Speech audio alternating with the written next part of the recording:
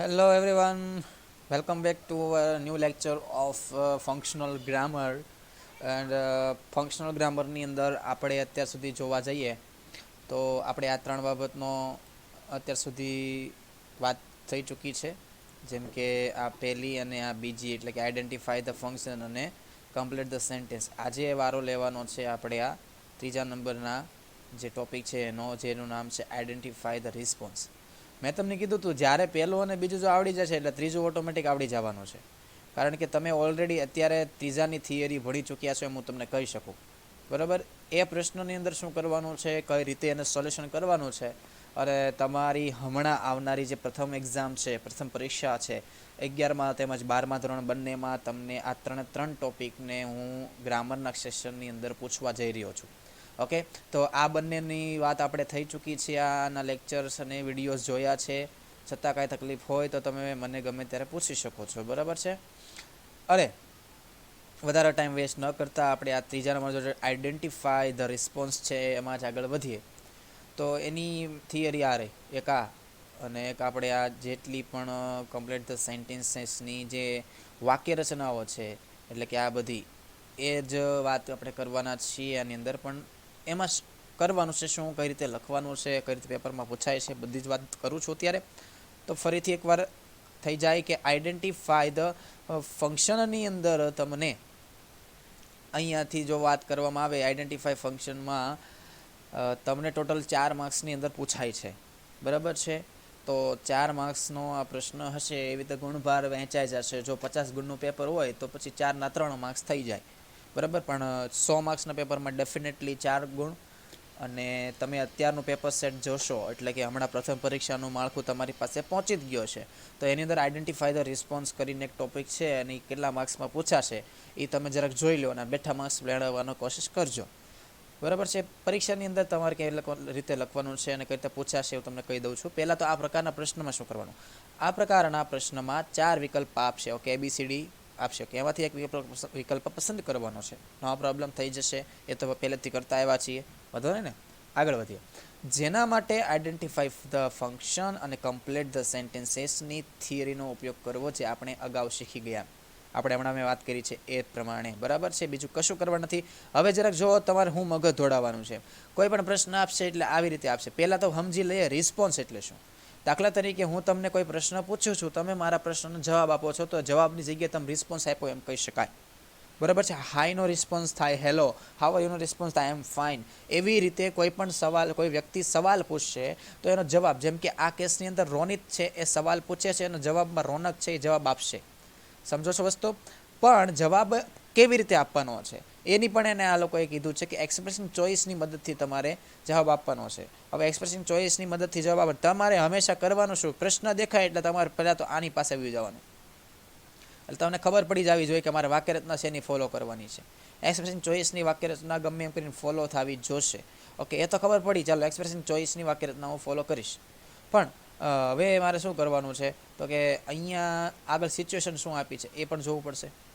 શું કહે છે, how did you meet with an accident. તને એક્સિડન્ટ સાથે મુલાકાત કેમ થાય એમ તો ન કહેવાય, પણ તારું એક્સિડન્ટ થયું કઈ રીતે, બરાબર છે. તો હવે વસ્તુ તમે સાંભળો, આમનામ તમને આમનામે જવાબ આવડશે. જરાક જુઓ, પહેલો શબ્દ પહેલો વાંચો, આઈ ડ્રો. પહેલાં તો કાળ જોઈ લેવાનું, આ કેવો કાળ છે. ડીડથી ઘણાને ઓળખતા આવડે છે આ કાળ કયો છે, પણ તમને અત્યારે ખબર ન હોય તો હું કહી દઉં, પણ ડીડથી બધાને આવડે છે કાળ ઓળખતા કે આ કાળ છે એ ભૂતકાળ છે. ઇન શોર્ટ, આ 4માંથી જેટલા પણ ભૂતકાળ હોય ને એના એ જ આન્સર આવે, એ સિવાયના આન્સર નહીં આવે. તો મને એટલી ખબર પડે, આઈ ડ્રો ભૂતકાળ, આઈ ડ્રાઈવ વર્તમાન કાળ, એક ઓપ્શન નીકળી ગયો. આઈ ડ્રાઈવ વર્તમાન કાળ, બીજો ઓપ્શન નીકળી ગયો. તમારું કામ ઓટોમેટિક સહેલું થઈ જાય જો તમને કાળની સમજ પડતી હોય ને તો. મેં આ ટોપિક એટલે લીધું છે ને આ ઉદાહરણ પણ એટલે લીધા છે. હવે જરાક મને એટલું મગજ આખો થોડુંક, આઈ ડ્રો ખબર પડે છે, સો ખબર પડે છે, કેરલેસલી અને કેરફુલી. આને હું કીધું છે કે એક્સિડન્ટ તારું કેમ થયું, બરાબર ને, એક્સિડન્ટ તારું કેમ થયું. હવે કાર છે એ કેરલેસલી હાંકતો હોય તો થાય કે કેરફુલી હાંકતો હોય તો થાય. જવાબ તમારી માથે મૂકું છું, બરાબર.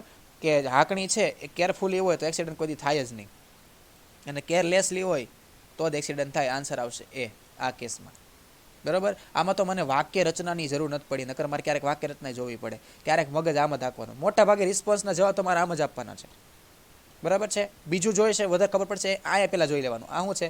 કોન્ટ્રાસ્ટ. ઓકે, કોન્ટ્રાસ્ટ આપ્યું છે, વાંધો નહીં. તો આમાં મારે સિચ્યુએશન વાંચવી પડશે. મિસ્ટર રાવલ કહે છે, શું કહે છે? Your hand writing is very poor. તમારા હેન્ડ રાઇટિંગ, તમારું જે લખાણ છે, તમારા અક્ષર છે, is very poor. Very poor એટલે ગરીબ ન હોય, અક્ષર કદી ગરીબ ન હોય.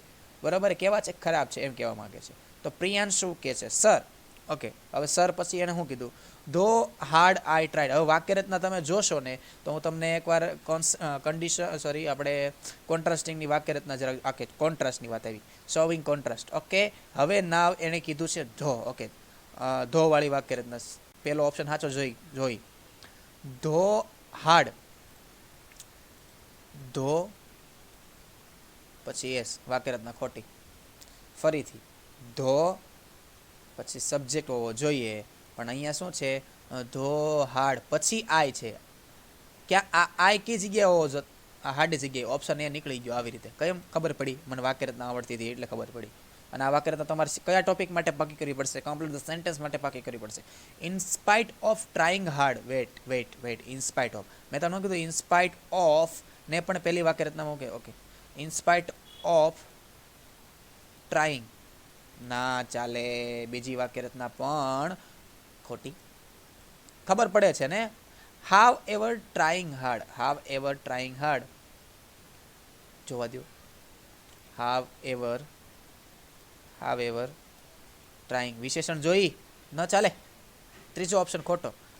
સર ઓપ્શન ડી ડેફિનેટલી સાચો, પણ હવે જોવા દે પેલા. Hard as I trying. Wait, hard. Okay, વિશેષણ as I try. Okay, complete. હાલો, આ ફૂલફિલ થાય છે. ઓપ્શન ડી સાચો. હવે ખબર પડી છે તમારે કઈ રીતે જવાનું છે. ઓકે, આની અંદર છે ને, હા, આથી મારી ભૂલ થઈ છે. Nidhi listen, Dhyani is singing a song. તો અહીંયા છે ને મેકિંગ સપોઝિશન છે. શું છે? સપોઝિશન. તમે મેકિંગ સપોઝિશન છે એમ કહો તો મેકિંગ સપોઝિશનની વાક્ય રચના હું તમને પહેલા શોપ કરાવું છું, જેથી કરીને હાલો. Making supposition. એસ હશે, ટુ બી હશે, વી, અને એઝ ઇફ, એઝ ધો પછી એસ સાથે વર આવશે અને પછી નાઉન આવશે. અથવા બીજી વાક્ય રચના શું હોય? લાઈક પછી તરત નાઉન આવશે. જરાક જોઈએ એવું ફૂલફિલ થાય છે એક એક કેસની અંદર. બરાબર છે. તો કે છે Dhyani sings as if she is આવ્યું, શી વર જોઈએ, ચાલે નહીં, ખોટું પડ્યું. ધ્યાની સાથે સિંગ ન ચાલે. સિંગ એસ આવશે, સાદો વર્તમાન કાળ. અહીં સાદો વર્તમાન કાળ ફૂલફિલ થતો નથી. બાકી આ શી વર બરાબર હતું. અહીંયા જોવો તો ધ્યાની સિંગ્સ, આય સાચું, એઝ ઇફ સાચું, શી વર સુનિધિ. હાલો, પરફેક્ટ. બધી રીતે વાક્ય રચના ફૂલફિલ થઈ. આ હું કામ ન આ લીધી મેં? સિંગ ન ચાલે, સિંગ સ જોઈએ. કેમ? તો કે સાદો વર્તમાન કાળમાં એસ આવે, એ શી ઇટ સાથે એસ આવે, જે અહીંયા ફૂલફિલ થતું નહોતું. બરાબર છે. ક્યારેક આવું જોવું પડશે. મેકિંગ સપોઝિશન છે અહીંયા જરાક મારી મિસ્ટેક છે. બરાબર, ધ્યાન જઈએ કોઈક બીજું હોય ના, નિધિ અને ત્યાંની વાત કરતા હોય કે કોઈ પણ વાત કરતા, આપણે તો ખાલી મેકિંગ સપોઝિશન સાથે લેવા દેવા હતું અને એના આન્સરની વાક્ય રચના ફૂલફિલ થતી હતી. હવે નર્સ છે. The patient dyed. હું કે છે નર્સ છે એ કે છે ધ પેશન્ટ ડાયડ, પેશન્ટ મરી ગયા. કન્ડિશન ઇન ધ પાસ્ટ, એટલે કન્ડિશન ઇન ધ પાસ્ટની વાક્ય રચના, એટલે આપણે પહેલી વાક્ય રચનાને ફોલો કરવાની છે. એટલે કે આ વાળી, yes, the condition the past. If unless અહીંયા આવશે એસ, વુડ, હેવ અને V3 જોશો. જરાક જોજો. વુડ, હેવ જોશે, V3 જોશે, બધું ફૂલફિલ જોશે. ઇફ સાચું, ધ ડોક્ટર સાચું, હેડ સાચું, રીચડ સાચું, ઇન ધ ટાઈમ સાચું, the patient could have saved. Okay, could have saved થઈ શકે. બરાબર છે. વેટ અ મિનિટ, મારું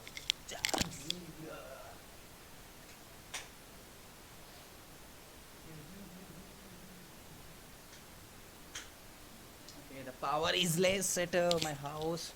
ફટાફટ આપણે સમજી લઈએ. ત્યારબાદ શું કહે છે કે ઇફ ધ ડોક્ટર હેડ, આ રીચડ, આ વાક્ય રચના ફૂલફિલ થઈ શકે. ચાલો, if the doctor reached in time. Okay, આગળનું સાચું છે. The patient could have saved. If the doctor had, અહીંયા હેડ નથી એટલે આ વાક્ય રચના ન ચાલે. હેડ ધ ડોક્ટર રીચ ન ચાલે, રીચડ જોઈ, V3 જોઈ. Had the doctor reached in time, the patient could have save. આ સેવ છે, સેવ ન જોઈ, મને સેવડ જોઈ. વાક્ય રચનામાં આ જ વાંચો તમે. આખી વાક્ય રચના એકવાર જોજો. કન્ડિશન ધ પાસ્ટની ના વાક્ય જોજો. 4 માંથી એક જ વાક્ય રચના સાચું પડશે.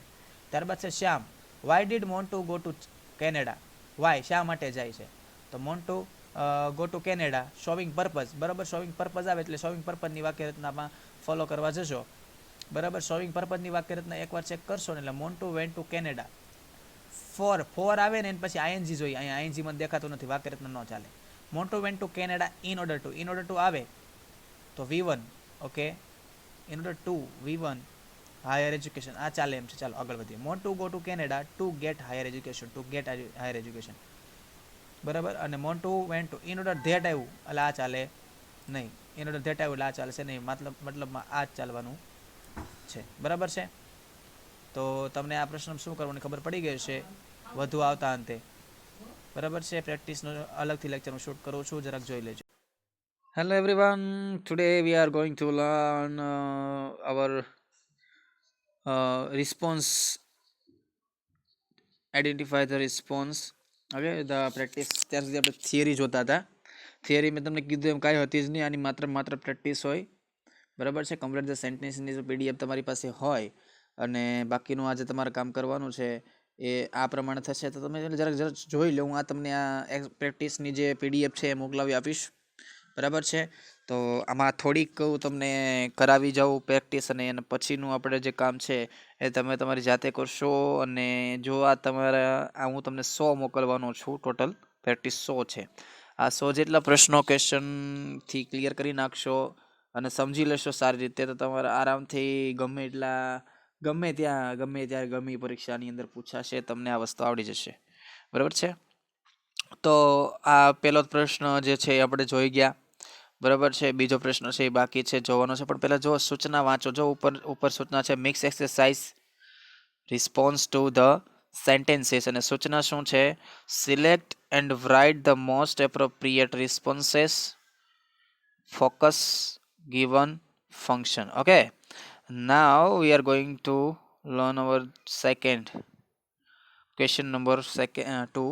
Kavya, all the material for Panipuri is ready. Panipuri, અરે વાહ, પાણીપુરી બનાવવાનું બધું મટીરિયલ રેડી છે. Door is not important. મેં તમને કીધું તો ડોર ઇઝ નોટ ઇમ્પોર્ટન્ટ એટલે પ્રોસેસની વાત છે. બરાબર છે. અને જે કોણ આમાં ક્રિયા કરે છે એ આપવામાં આવ્યું ન હોય. હુ વિલ પ્રિપેર પાણીપુરી, આ ન ચાલે. Is panipuri prepared by you, તો યુ અને ખબર પડી ગઈ કે કોણ બનાવવાનું છે. Will panipuri prepared by you, અને by whom will panipuri be prepared. બરાબર છે. આની અંદર બાય હુમ વાળો આન્સર આવશે. ને આમાં ટીક માર્યા જ ઘણા જગ્યાએ ટીક માર્યા નથી, એટલા માટે હું તમને ડાયરેક્ટ ડી કહી શકું છું. પણ આમાં ડોર ઇઝ નોટ ઇમ્પોર્ટન્ટના અર્થમાં એમ લેવાનું છે કે આપેલો વ્યક્તિ કરતા હોવો જોઈએ નહીં. બરાબર છે. ત્યારબાદ શોવિંગ કોન્ટ્રાસ્ટવાળી વાક્યરચના હતી પેલી હેન્ડ રાઇટિંગ વાળી, તો એને આપણે સોલ્વ કર્યું હતું કઈ રીતે વાક્યરચના ફૂલફિલ થાય છે, એ આન્સર આવી જાય છે. ત્યારબાદ 4 નંબર ધ્યાની વાળો એ પણ જોયો હતો, નિધિ. બરાબર. હા, કન્ડિશન ઇન ધ પાસ્ટ આ જોવાનું છે. તો શું કહે છે? નર્સ કહે છે કે ધ પેશન્ટ ડાયડ. પેશન્ટ શું છે? તો કે ડાયડ એટલે મરી ગયો છે. આ પણ આપણે જોયો હતો હમણાં. બરાબર, ડૉક્ટર ટાઈમે આવી ગયા હોત તો પેશન્ટ બચી જત. આ એકમાં સેવડવાળી વાક્યરચના ફૂલફિલ થાય છે, બાકી ક્યાંય સેવવાળી વાક્યરચના ફૂલફિલ થતી નહોતી. હવે 6 નંબર આવ્યું છે Shyam why did want to go to Canada. બરાબર, એની પણ આપણે સોલ્યુશન કર્યું કે in order to get higher education ને ઓલ બધું. બરાબર છે. હવે કાંઈક નવું આવશે આપણી પાસે. તો જાનવી કહે છે એક્સપ્રેસિંગ ચોઈસ છે અહીંયા. બરાબર, એક્સપ્રેસિંગ ચોઈસ એટલે વોલ રાધર વાળી ચોઈસ આવશે, નહીં કે ઈધર અને નીધર વાળી. જેટલા વાક્ય આપ્યા છે, દાખલા તરીકે એ ઓપ્શન છે, બી ઓપ્શન છે અને સી ઓપ્શન છે, ત્રણ ઓપ્શન જોવો જરાક. અને ત્રણ ઓપ્શનની અંદર એક જ જગ્યા પર વુડ રાધર મળે છે, બાકી ક્યાંય વુડ રાધર મળતું નથી. જો જરાક, એટલે અહીં આપણા માટે જવાબ આવશે સી. બરાબર, બીજું કોઈ કારણ નથી. આનું કારણ શું છે? એક્સપ્રેશન ચોઈસનો આન્સર સી આવવાનું. એક જ જગ્યાએ વુડ રાધર છે, બાકી ક્યાંય વુડ રાધર નથી. સેમ વે 8મું જોવો. 8મું શું કહે છે? તો કે શ્લોક which place is cool, Shimla or Manali. Comparison આવ્યું, કમ્પેરિઝન આવે બરાબર, તો વાક્યરચના ફૂલફિલ થવી જોઈએ. મનાલી ઇઝ મોર કુલ, મોર આવ્યું પણ ધેન નથી આવ્યું, એટલે વાક્યરચના આ અધૂરી છે, એટલે એનું આવે. એવી રીતે Manali is more cooler as, ER આવ્યું તો એઝ નો આવવું જોઈએ, એઝ આવે તો કુલ આવવું જોઈએ, તો બી નો ચાલે. મનાલી ઇઝ કુલર ધેન આ THEN ધેન છે, બરોબર, એટલા માટે નહીં હાલે. બાકી વાક્યરચના સાચી છે. THEN ધ્યાન નથી, વાક્યરચના તમે જોજો THAN ધ્યાન છે, એટલા માટે ડી આવશે. આવી માઇનર મિસ્ટેક હોય ને તમને કન્ફ્યુઝ કરવાના છે ને રસ્તાઓ ગોતતા હોય છે.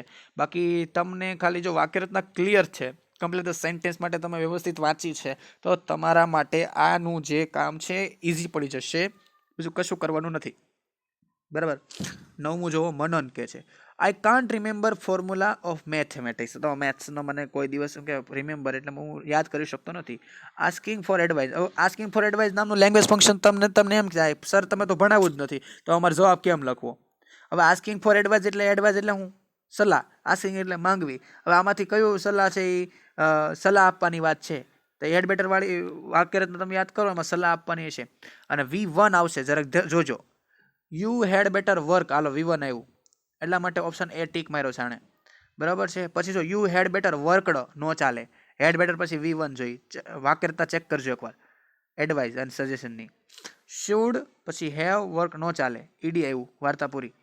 યુ ડોન્ટ વર્ક હાર્ડ, આ તો હાલે જ નહીં, કેમ કે આમાં તમારે શુડ, હેડ બેટર અને ઓટ ટુ આ 3 શબ્દ જ વપરાતા હતા એડવાઇસ દેવા માટે. તમે એકવાર જોજો જરાક, ખબર પડશે વાક્યરચનામાં શું ફરક છે. હવે રોહિત કે છે એક્સપ્રેસિંગ કોન્ટ્રાસ્ટ. કોન્ટ્રાસ્ટ એટલે વિરોધાભાસ, આમ થયું પણ આમ ન થઈ શક્યું, ઊંધું થવું જોઈએ. બરાબર, કઈ રીતે ઊંધું અમને જોઈએ. Did you win the match yesterday, તમે શું ગઈકાલની મેચ જીત્યા હતા? તો કોહલી કે છે, હવે કાળ જરાક જોઈ લો પહેલાં. તો કાળ શું છે? ભૂતકાળ ડીડથી, હાલ વાંધો નહીં. We won the match because we lost, એટલે બીકોઝ ક્યાંથી આવ્યું? વાક્યરચનામાં મને તો એવો શબ્દ જોઈએ કે જે આપણું કોન્ટ્રાસ્ટને લાગતું વળગતું હોય. તો 4 વાક્યરચના જોવો, એમાં એક કહેવા છે ને ક્યાંય we lost 4 wicket early so we won the match. ના, as we lost 4 wicket early we won the match. જો 4 વિકેટ વહેલા મળી, લોસ તમે કરી દીધી હોય 4 વિકેટ, સમજજો. જો ઇન્ડિયન ટીમની 4 વિકેટ પહેલા પડી ગઈ હોય વહેલા, અર્લી વહેલા પડી જાય, તો કોઈ દિવસ ઇન્ડિયા મેચ જીતે ખરા? કોઈ દી ન જીતે. ધો વી લોસ્ટ 4 વિકેટ અર્લી, ભલે અમે 4 વિકેટ પહેલા વહેલા હાર ગુમાવી, છતાં પણ ધો શબ્દ આવ્યો અહીંયા. ધો શબ્દ આવે છે. આ વાક્યરચના તો એસવીઓ પ્રમાણે છે ને આ એસવીઓ પ્રમાણે જ છે. વી વોન ધ મેચ, અમે મેચ જીત્યા. કેમ? અને શું થયું? વી વોન ધ મેચ બીકોઝ એ વાંચો હતો, વી લોસ્ટ 4 વિકેટ, અમે મેચ જીત્યા કારણ કે અમે, બીકોઝ એટલે કારણ કે થાય ને, ગુજરાતી કરો. અમે 4 વિકેટ ગુમાવી, તેથી સો એટલે તેથી અમે મેચ જીત્યા. અમે 4 વિકેટ ગુમાવી એટલે મેચ જીત્યા. વાહ ભાઈ વાહ. એઝ વી લોસ્ટ, અને એઝ વાળી વાક્યરચના તો ફૂલફિલ નથી થતી અહીંયા, તો એક જ વાક્યરચના ફૂલફિલ થાય છે, ધો વાળી, એટલે ડી આવશે. 11મું જોવો, આસ્કિંગ રીઝન. રીઝન એટલે કારણ પૂછવાનું છે. હવે મને એટલી ભાન પડે, રીઝન પૂછવાનું હોય તો ત્યાં વેરનું કાંઈ કામ નથી. વેન એટલે સમયદર્શીનું કાંઈ કામ નથી. વેર એટલે સ્થળદર્શીનું કાંઈ કામ નથી. હા, વાય એટલે શા માટે છે, એટલા માટે સી આન્સર આવે. આમાં કાંઈ કરવાનું નથી. આસ્કિંગ ફોર રીઝન, આ જે દેખાય છે તમને હાઇલાઇટ વર્ડ, બરાબર છે. અને એવી રીતે અહીંયા આન્સર શું કામ સી આવશે? કેમ કે એકમાં જ વાય છે. બાકી વેન, વેર અને ઓલ ઓફ ધીસ ન ચાલે. ઓલ ઓફ ધીસ તો ન જ આવે, બધા થોડા આન્સર હોય, સમજો છો? અને આમાં બધા આન્સર નહીં, અને એકારે 2 આન્સર ન હોય, એક જ આન્સર હોય, એ યાદ રાખજો. હંમેશા એક જ આન્સર હોય, બધા કોઈ દિવસ નહીં હોય. હવે હેબ્યુચ્યુઅલ પાસ્ટ અહીંયા જોવાનું, આ બધું પછી જોવાનું, પેલા હેબ્યુચ્યુઅલ પાસ્ટ જોવાનું છે. હવે હેબ્યુચ્યુઅલ પાસ્ટ આવશે એટલે મારે છે ને યુઝ ટુ ગોતવાનું છે. હવે તમારે ઈ જવાનું છે. યુઝ ટુ છે એ બધા વાક્યમાં મળે છે, કોઈ પણ એક વાક્યમાં મળે. જો કોઈ પણ એક જ વાક્ય મળે તો આન્સર ડેફિનેટલી યુઝડ ટુ વાળું જ હોય. અને 2-3 વાક્યમાં મળતું હોય તો યુઝડ ટુ વત્તા V1 એમ, તો વાક્યરચના યાદ રાખવી પડશે. હેબ્યુચ્યુઅલ પાસ્ટ બરાબર યુઝડ ટુ, એ તમને આઈડેન્ટિફાય ફંક્શન પહેલો ટોપિક હતો એમાં ખબર પડી જતી હતી. તો પહેલા એ મગજ દોડાવવાનું. પહેલા ટોપિકથી સોલ્યુશન થઈ જતું હોય ને તો કમ્પ્લીટ સેન્ટેન્સની વાક્યરચના ઉપર જવાની જરૂર નથી. આ ટોપિકમાં એ જ કરવાનું છે. જો યુઝ ટુ મળે છે, હા સીમાં યુઝ ટુ મળે છે, બાકી ક્યાંય યુઝ ટુ મળે છે નથી મળતું. ડેફિનેટલી આન્સર કયો આવશે તમને ખબર છે, સી. બરાબર, ટીક ભરે માર્યું, પણ એટલું આપણું કોમન સેન્સ ચાલવું જોઈએ. યુઝ ટુ, હેબ્યુચ્યુઅલ પાસ્ટ ને યુઝ ટુ સાથે લેવા દેવા. ઓકે, હવે એની પછીનો જે નંબરનો ટોપિક છે એ છે 13 નંબરનું. બરાબર, 13 નંબરનું જે વાક્ય છે, તો આ 13 નંબરની અંદર સુમિત્રા કે છે let's go to Himalaya mall expressing result. બરાબર છે, ઓકે. અને રેણુકાનો જવાબ હું છે જઈ જરાક. આઈ એમ વેરી મચ ટાયર્ડ, હું બહુ થાકી ગઈ છું. પ્લીઝ ફોરગીવ મી, મને માફ કરો. ન ચાલે ને, કેમ કે શોવિંગ રિઝલ્ટ, એક્સપ્રેસિંગ રિઝલ્ટના તો કોઈ હવે શબ્દ જ નથી યુઝ થયા.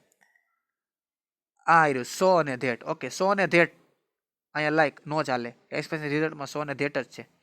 એટલા માટે આ ઓપ્શન બી છે ને એ જ સાચો. બીજા એ અને બી નથી સાચા.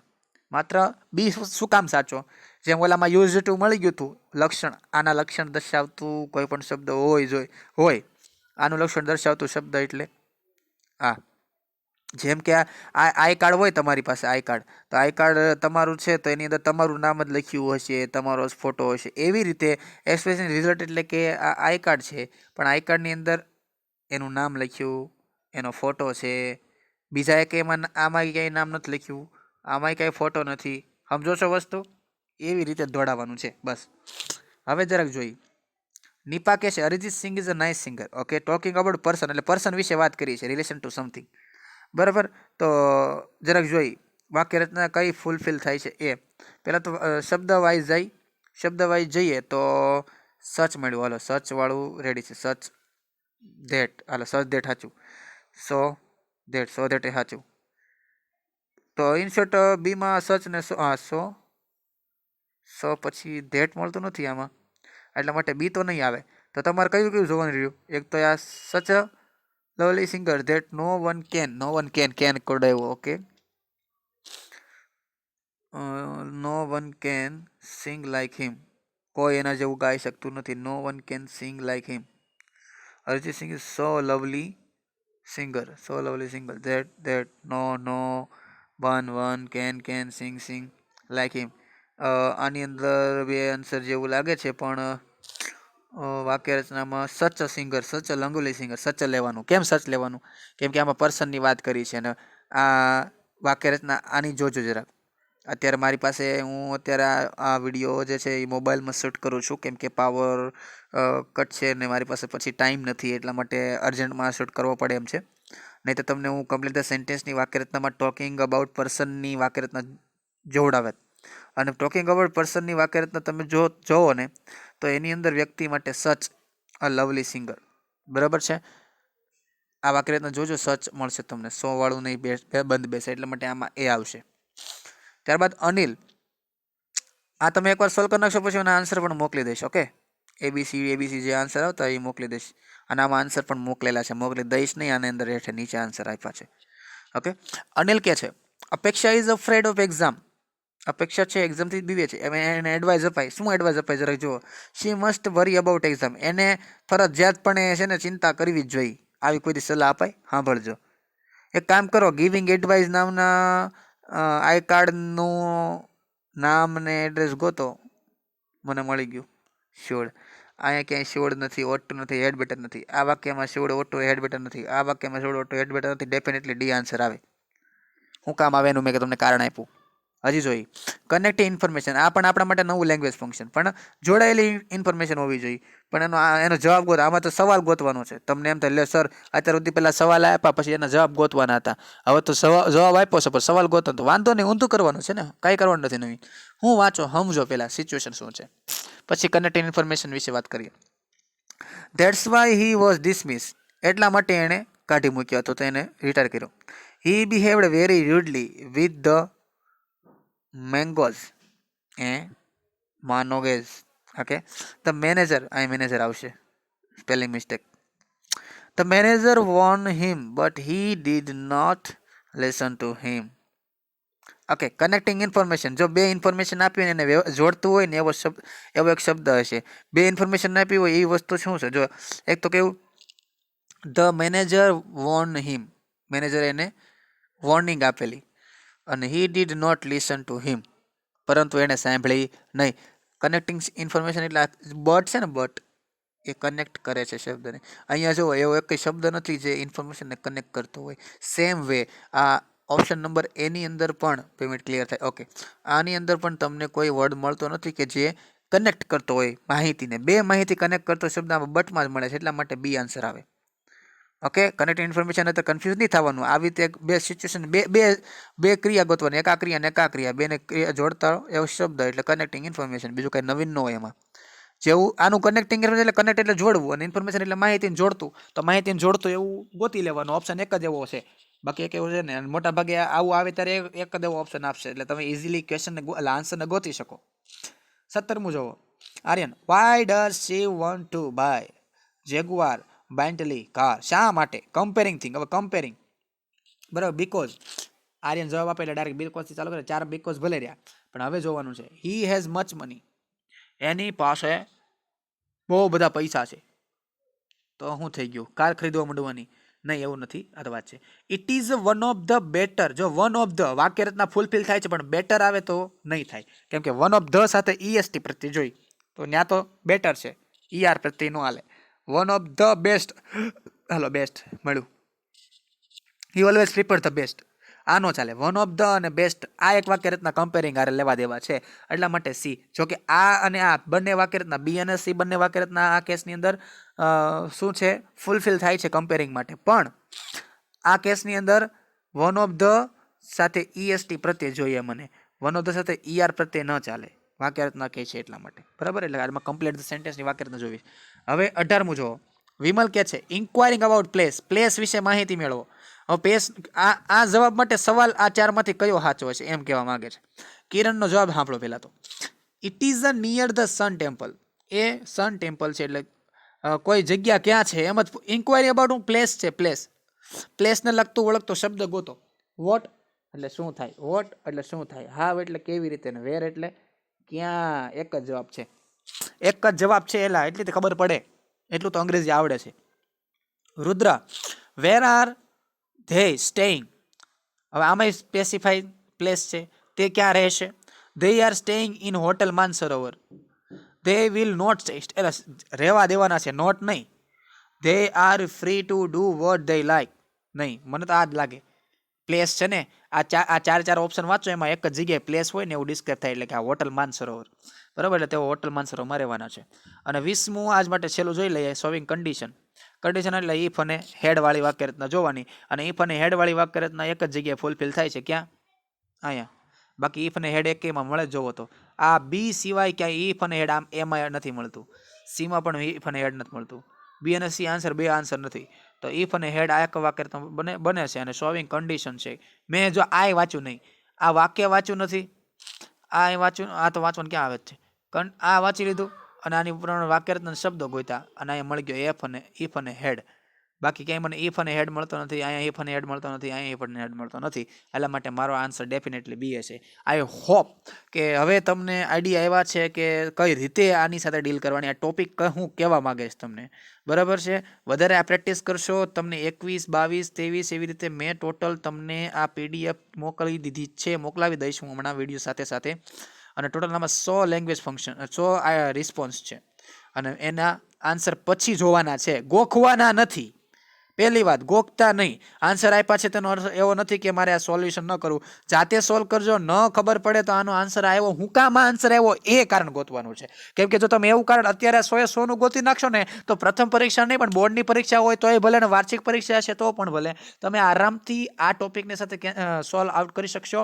અને આના છે ને માર્ક્સ જવા દેવાય નહીં, કારણ કે આ તમને 4 માર્ક્સમાં પૂછાવાનું છે, અને 4 માર્ક્સ એટલે ઘણું થઈ જાય આપણા માટે. 96 માર્ક્સનું પેપર પૂછાય એવું જ માનવાનું રહે પછી, બરાબર. અને રહી વાત આઈડેન્ટિફાઈ ફંક્શનની, એની 3 માર્ક્સમાં પૂછાય છે, એટલે તમારા 7 ગુણ તો ખીચામાં જ આવશે. હવે તમારે કેમ લેવા છે ખીચામાં, તમારી ઉપર છે, બરાબર. અત્યાર માટે એટલું જ, અને આ કમ્પ્લીટ કરી નાખજો. અને હવે પરીક્ષા માટે ઓલ ધ બેસ્ટ, અને વધુ આવતા અંકે બીજી બધું ટોપિક અને બીજી એક્સરસાઇઝ આપણે ભણશું. અત્યાર માટે રજા લઉં. Thank you, good bye.